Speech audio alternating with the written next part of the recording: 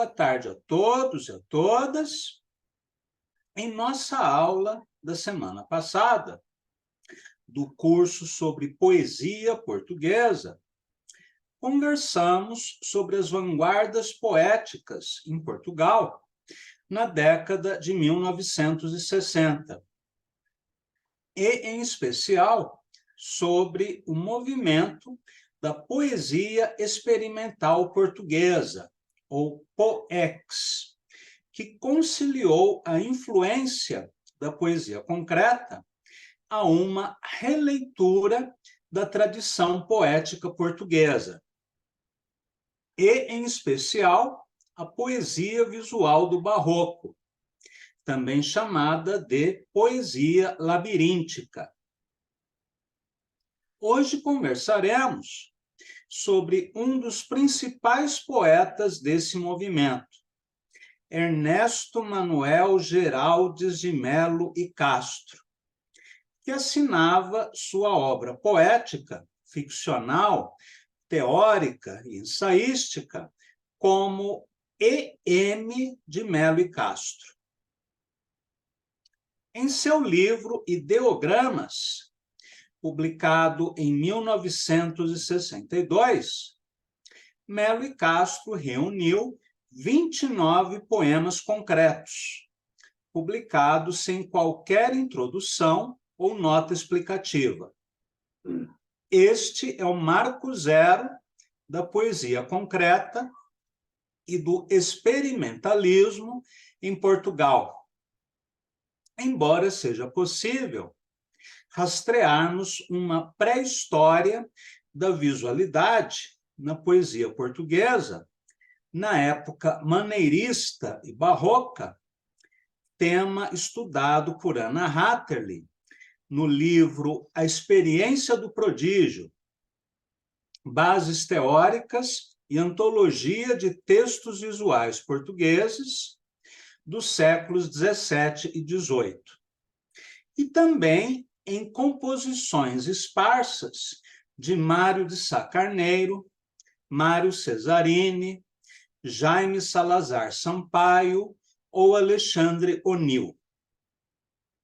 A estratégia adotada por Melo e Castro nesta coleção de poemas estabelece uma clara consonância entre disposição gráfico-espacial e referente. Eu vou publicar aqui o poema Pêndulo, que nós iremos comentar em seguida.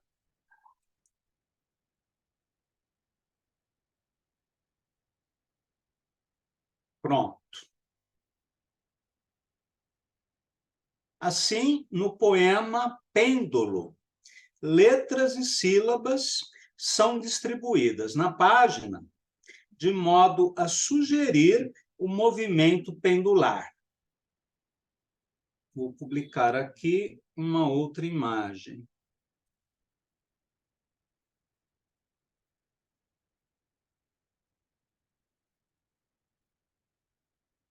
Em edifício, as letras que formam um poema são inseridas em linhas verticais e horizontais, simulando contornos de um prédio. Vou publicar mais um.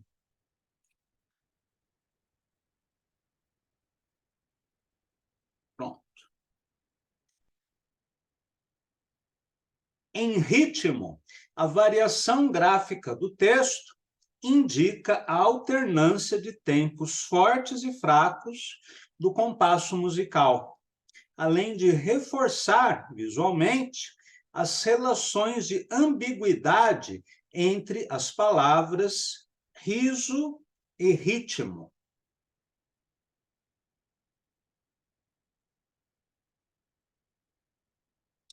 A representação visual do significante do poema nos ideogramas de Melo e Castro recorda as experiências do poeta francês Guillaume Apollinaire, nos calligrames de 1918, como, por exemplo, na peça Il pleut, que significa chuva, que eu vou publicar agora.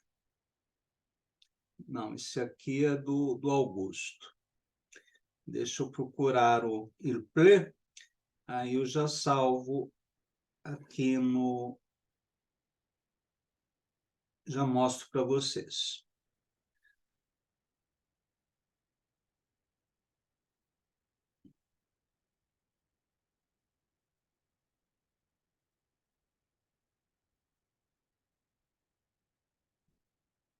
Só um pouquinho de paciência. Esse poema eu salvei em outro lugar.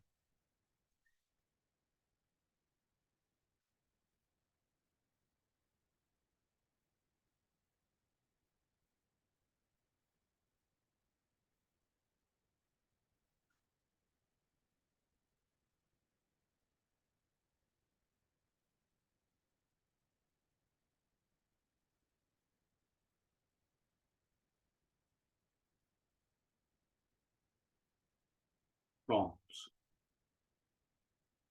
Já encontrei o poema.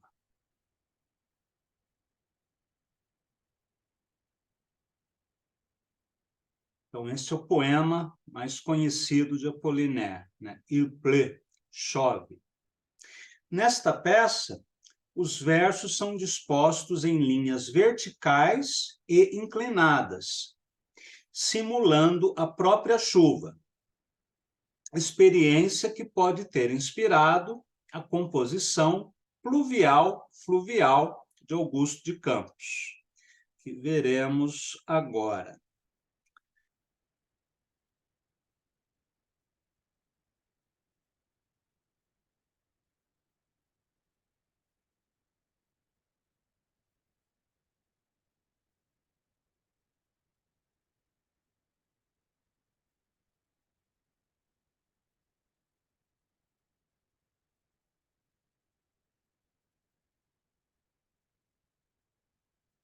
Mais um segundinho.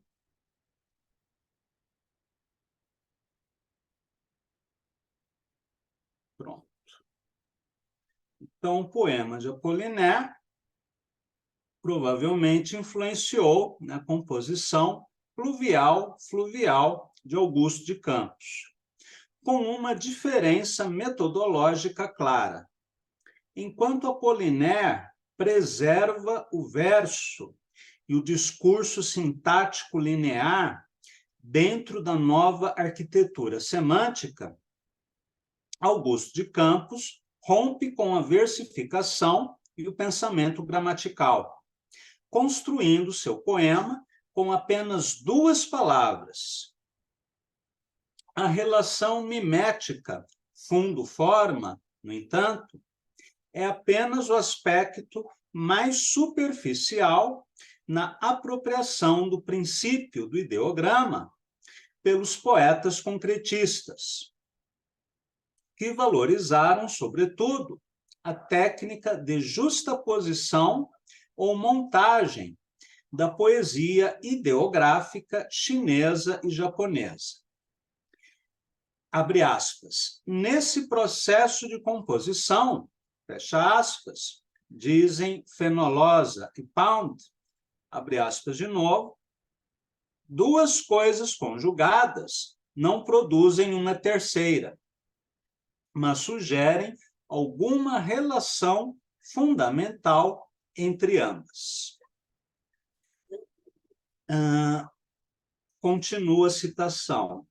Em Te Cantos, de Ezra Pound, o ideograma é o princípio de estrutura presidindo a interação de blocos de ideias que se criticam, reiteram e iluminam mutuamente. Fecha aspas, escreve Haroldo de Campos, no texto Aspectos da Poesia Concreta. Prossegue o poeta e ensaísta brasileiro. Abre aspas, o isolamento de núcleos temáticos em cadeias de essências e medulas impõem a tomada de consciência do espaço gráfico como fator de organização do corpo do poema. Vejam-se, nesse sentido, especialmente, os cantos pisanos e a seção perfuratriz de rochas, última publicada de 1955. Fecha aspas, fim da citação, ponto. A poesia de Melo e Castro, apesar das evidentes aproximações que podem ser feitas com o ideograma, quanto à concisão, visualidade, ruptura com a sintaxe e com o discurso linear, substituído pela aglutinação de partículas semânticas em estruturas gráfico-espaciais, faz pouco uso da justaposição analógica de signos, que caracteriza o ideograma. Justaposição, ou podemos falar também em montagem, para pegarmos emprestado um termo da linguagem cinematográfica. Na maioria das composições de seu livro, como é o caso de Pêndulo, predomina o figurativismo icônico de Apollinaire, ou ainda experiências cinéticas que dialogam com a poesia visual do barroco português, como é o caso de Tontura, que nós vamos ver agora.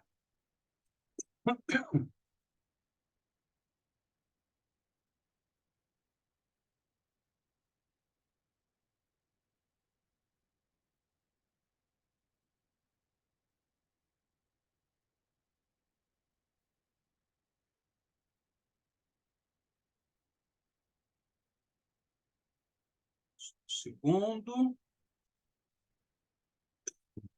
vou publicar aqui o poema. Pronto. Então, esse é o caso de Tontura, composto de uma única palavra, que é fragmentada em diferentes sequências de letras dispostas em círculos concêntricos. O poema solicita uma nova dinâmica de leitura para reproduzir, pelo movimento lúdico, o efeito desejado pela composição, ou seja, o efeito da tontura.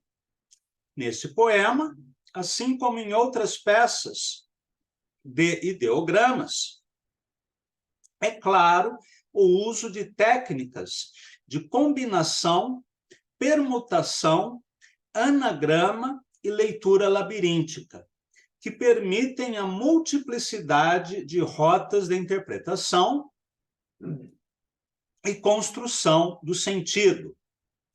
Tema estudado por Humberto Eco em seu clássico livro Obra Aberta, de 1962, precedido por artigo de Haroldo de Campos, publicado em 1955, no jornal Diário de São Paulo.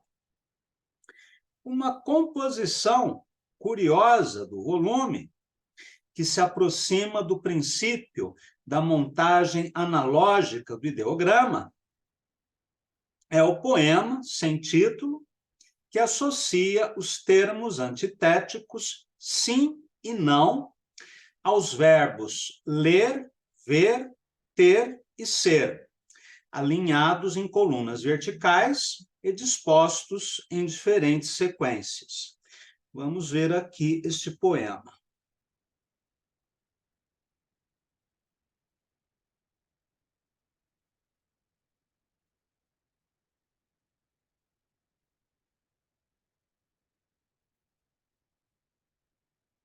A formatação visual da peça, próxima ao abstracionismo, obedece a uma lógica estrutural e rítmica que dispensa a relação mimética entre fundo e forma.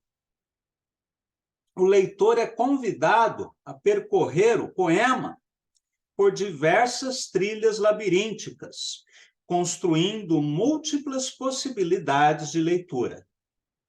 Podemos pensar, nesse caso, no, abre aspas, ideograma como processo relacional, enquanto metáfora estrutural, fecha aspas, para usarmos uma citação de Haroldo de Campos.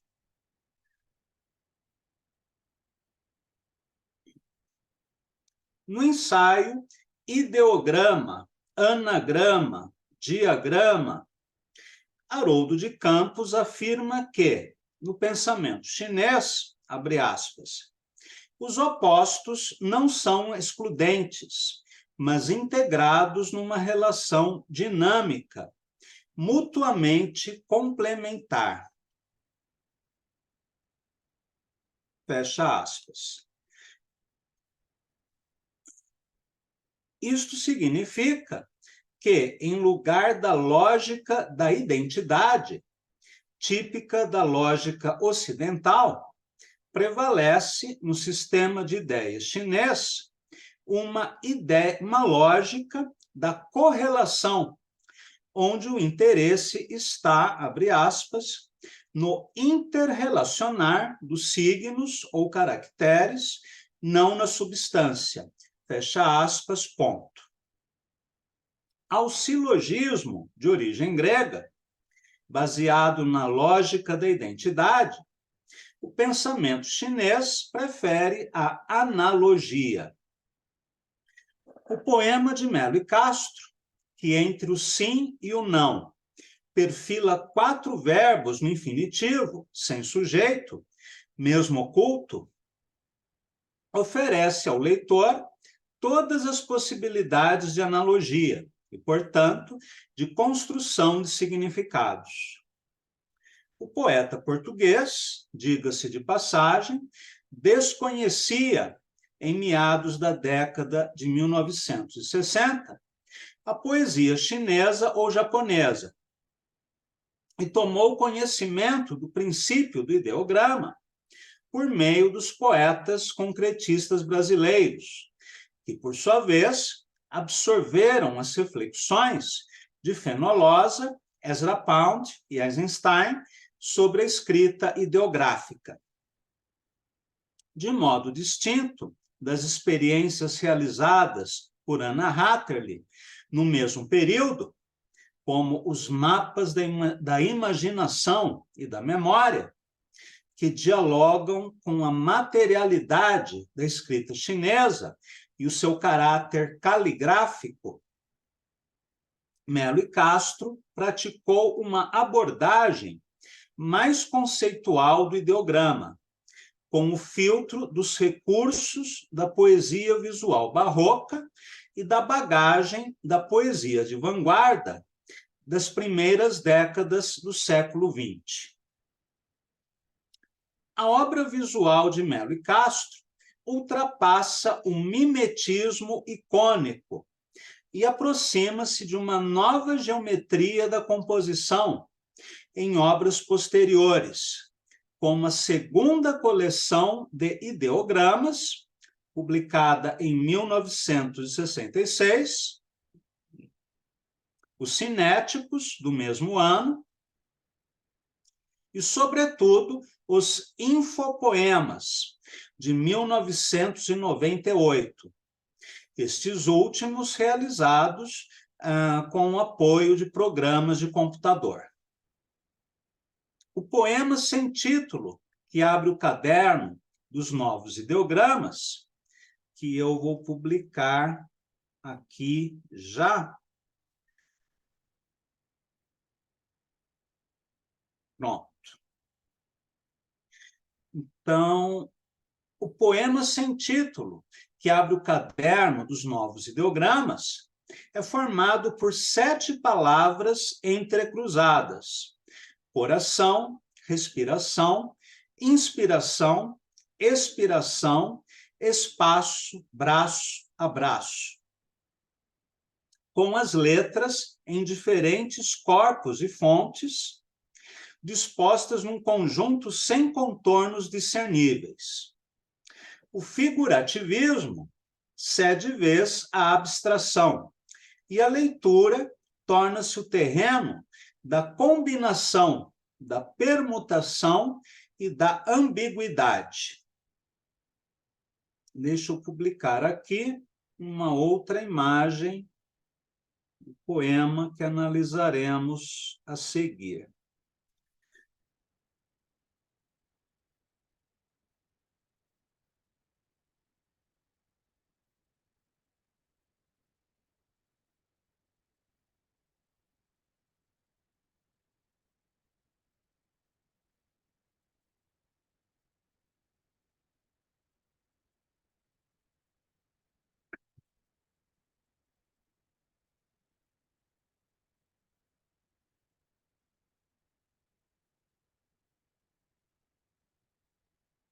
Pronto. Em outra peça do ciclo, as palavras man, woman, name e amor são desmembradas e as letras repetidas e recombinadas em diferentes sequências anagramáticas, formando imagens e sons puramente abstratos. Experiência radicalizada em outra peça, composta pela repetição de apenas duas letras, S e Z, combinadas e mescladas até a deformação e a mancha. Vamos ver esta peça, que é bem interessante. Já a série de poemas intitulada de cinéticos, como o próprio nome indica, é um conjunto de poemas visuais que simulam um movimento. Diferentes versões de cada imagem gráfica, composta por desenhos geométricos e, eventualmente, também palavras, sílabas ou letras, são dispostas em sequências que recordam a linguagem cinematográfica. A peça dedicada ao silêncio, formada por 5 retângulos, 2 cores, branco e preto, e uma única palavra, silêncio, é a que mais se aproxima do princípio do ideograma, tal como entendido por Fenollosa. Vou publicar aqui a imagem deste poema.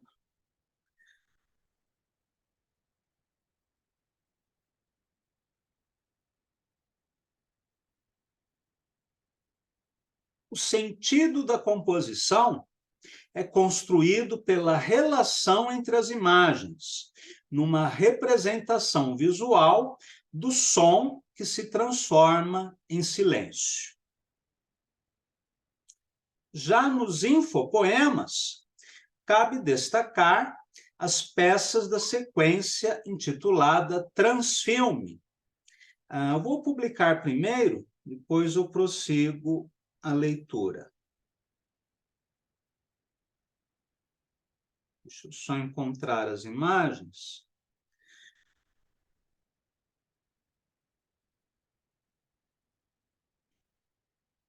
Pronto.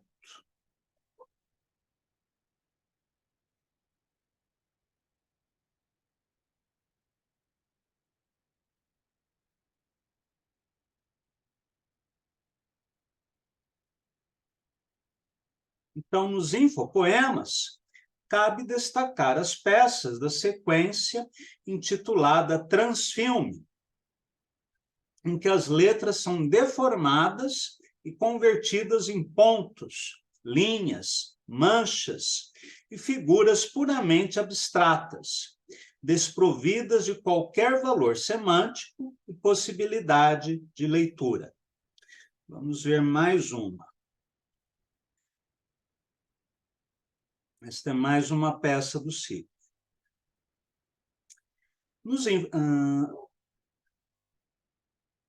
Nessas composições que dissolvem os limites entre literatura pintura, tecnologia e grafismo, Melo e Castro obtêm expressivos resultados plásticos, equiparáveis aos ruídos gráficos de seus ilustres antepassados, os mestres calígrafos japoneses. Diálogo explícito com a poesia japonesa será realizada na série Haiku Erótico, conjunto de 14 poemas que integram o volume De Entre o Rigor e o Excesso, um osso, publicado em 1994. Ao contrário do terceto, adotado na maioria das tentativas ocidentais de adaptação desse gênero poético, Melo e Castro adota o quarteto. Lembremos que o haikai japonês tradicional podia ser escrito em uma, duas, 3 ou 4 linhas verticais, sendo o quarteto a forma adotada por Venceslau de Moraes, em suas pioneiras transposições do haikai para a língua portuguesa. Melo e Castro não adota medidas métricas fixas, embora as linhas, em geral, estejam próximas às redondilhas portuguesas, ou seja, os poemas de 5 e 7 versos, que eram os metros usados no haikai japonês. Aliás, no haiku japonês. Todas as peças da série são escritas em caixa baixa, sem pontuação, com raras rimas internas. Na onda anda, negro loiro, beijo eixo, num estilo próximo ao de outras composições experimentais do poeta, como os poemas mais concisos do volume De Corpus Radiantes, de 1982. Mas, antes de continuar, vamos ler o haiku erótico. Mamilos, ilhas do mar elástico, flores na pele do peito. Negro loiro, o perfume volume, clitóris da face do êxtase. Vento oscilando, cúpula no mastro, glande, rubra de neve. Na pele do deserto, areia movediça, cetim, de dedos cactos. Fundo e claro, o obscuro fluxo, canto do olho aberto. Figura esguia, peixe na água lava, por fenda fina. A saliva sabe, do sol o toque, beijo, eixo na boca. Voo no ritmo das asas duplas, cópula, única é a ave. Volume ocupando o espaço da mão, flecha, redonda, lago. Olhos abertos na cor da noite, voláteis, cristais de luz. Na onda anda um outro lugar, vulva, enorme vago, vulva, volume vago. O ambíguo dizer, pedra de toque, pênis no calor dos olhos. Carícia outra, leve fluir, língua, o toque ácido. Total orgasmo, nulo de nada, luz sobre a iluminação. Eu estou lendo e mostrando poemas reunidos na antologia efêmera de Melo e Castro, livro publicado pela editora Lacerda. Muito bem, e disponível na estante virtual. Melo e Castro desconsidera as convenções clássicas do gênero, como a presença do signo da estação do ano, o Kigo, a referência ao local onde foi escrito o poema e, sobretudo, a ação, um movimento súbito que faz a ligação entre o céu, eternidade, o ser humano e a terra, mundo dos fenômenos. Que são imprescindíveis no haiku japonês tradicional.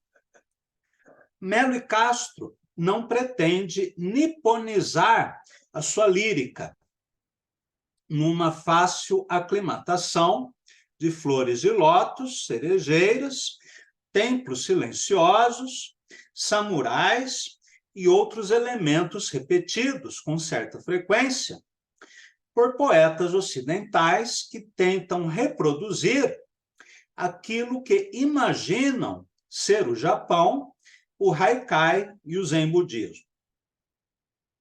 O poeta português escolheu trabalhar a forma japonesa sem renunciar ao seu repertório cultural, à sua formação europeia. Não quer convencer o leitor de que a sua sensibilidade está próxima a de Basho e seus discípulos, nem fingir uma simplicidade que contrarie seu vocabulário rebuscado. Renunciando ao clichê, Melo e Castro realiza uma microlírica de extrema originalidade, a começar pela temática erótica, ausente no haikai japonês tradicional. Sua linguagem é fragmentária, elíptica, e as linhas se sucedem de maneira rápida, como em um videoclipe. Mamilos, ilhas no mar estático, flores na pele do peito. A transformação do corpo humano em um mapa onde estão espalhados ilhas, mares e flores é um recurso metafórico próximo a um preciosismo barroco. Em outra composição, de aparente simplicidade, a figura empregada é a metonímia. Fundo e claro, o obscuro fluxo, canto do olho aberto. A quase ausência de rimas é compensada, na maioria das peças, por jogos sonoros de caráter aliterativo. A saliva sabe, vulva, volume vago, nulo de nada, ou ainda por assonâncias do sol, o toque, voo no ritmo das asas duplas. Em todos os micropoemas da série, a pedra de toque é a representação do ato erótico a partir de associações com elementos da natureza, que materializam o amor em sua dimensão animal, como inesperado clímax ou anticlímax. O último terceto anula as regras do jogo, numa figuração deliberadamente abstrata do êxtase. Total orgasmo, nulo de nada, luz sobre a iluminação. Linhas que recuperam palavras do vocabulário zen budista, mas reconfiguradas em outro campo de referências. Na erotografia poética de Melo e Castro, é pelo corpo que o sentido vem. Muito bem, e aqui concluímos a nossa breve exposição sobre a poesia de Melo e Castro, e na semana que vem, no curso de poesia portuguesa, começaremos uma série de conversas sobre Anna Hatterley, que, aliás, foi tema de minha dissertação de mestrado e da minha tese de doutorado. Bem, agradeço a todos e a todas e até o nosso próximo encontro.